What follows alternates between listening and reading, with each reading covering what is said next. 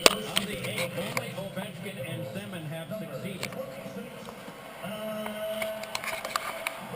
Matt Hendricks will be first for the Capitals.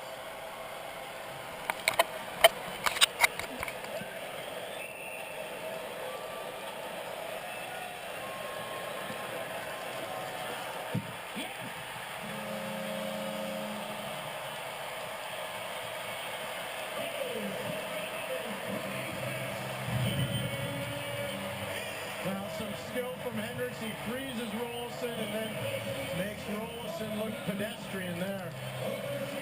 I think Dwayne would like to have that one back.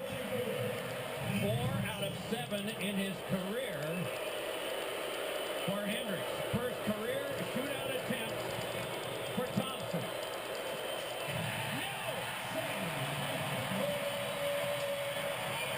Thompson played with Vancouver in Florida, so maybe the Tampa coaches were playing a hunch. Off his skate, tries to fool Vancouver, and just can't handle the kick from the skate to the stick.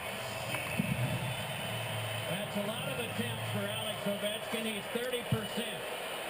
1 for 2 lifetime against Dwayne Rolison. He goes wide. Save made by Rolison.